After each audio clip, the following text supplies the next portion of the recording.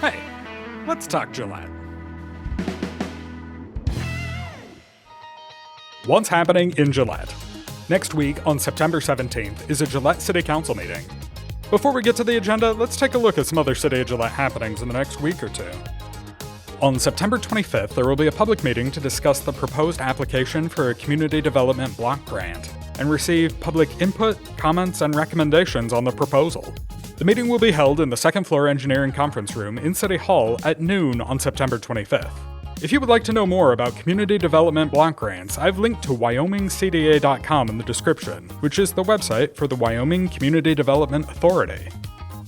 The primary election is over, but there's still the general election coming up in November. And the general election has several races that weren't included in the primary, as well as other things on the ballot to consider.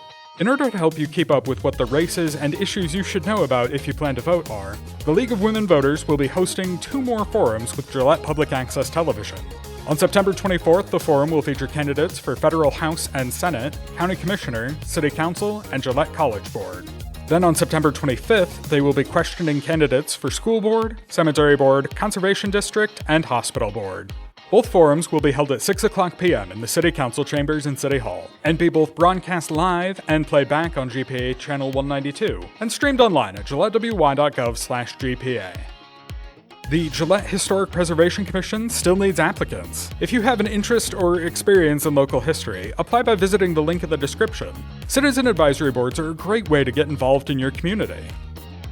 Another way to get involved in your community is to participate in the next Comprehensive Master Plan Virtual Engagement Room, which is available right now at plangillette.com. In the Virtual Engagement Room, you'll be asked to answer questions about the goals of the city and your ideas on how to help meet those goals. Link, you may not be surprised to hear, in the description. Things that the city does not need anymore don't just get thrown away. That would be wasteful. No, things the city doesn't need anymore get posted on govdeals.com, so you can buy them.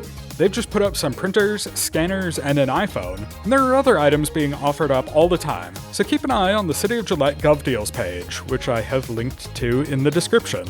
It's a veritable library of links in the description of this episode. Here's what's on the September 17th City Council agenda. It'll be sort of a shorter meeting this time, at least as far as agenda items are concerned. Once all the regular agenda items are out of the way, City Council is going to go on a little tour to see some of the in-progress or recently completed projects, like the city pool, wastewater treatment plant headworks, and the material storage shed. First though, Council must consider a bid award for the Stroop and Eagle Mobile Ridge Home Parks, and People's Improvement Service District Regional Water Phase 6 Connection Project. Pipes will be run to the water tanks used by the Stroop and Eagle Ridge areas, and People's Improvement and Service District will get a pump station and connection to city water that will only be used for emergency water for the time being. Council will submit another Community Development Block Grant application on behalf of the Council of Community Services for their Emergency Homeless Shelter and Permanent Supportive Housing Units Phase 2 renovation project. The Community Development Block Grants have to be submitted by a municipal authority, which is why the city is doing it on the Council of Community Services' behalf.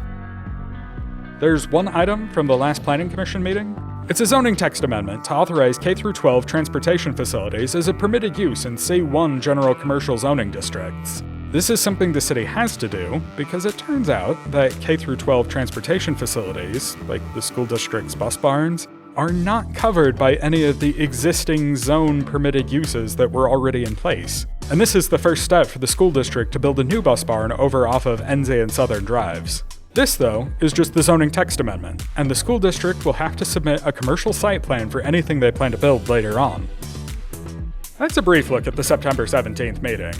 You can find the agenda on the city website, gillettewy.gov, and click on any item link in the agenda to get a deeper explanation of the topic and see any supporting documentation. Sign up to receive meeting notices by going to the same website and clicking on the notification program link in the quick link section at the top of the home page. City Council meetings are broadcast live on GPA TV Cable Channel 192, as well as streaming online at gillettewy.gov/GPA, where you can also find past meetings archived. Let's Talk Gillette is a production of Gillette Public Access Television and the City of Gillette. For more information on city operations, visit the city's website, gillettewy.gov, or follow the City of Gillette on Facebook or Instagram.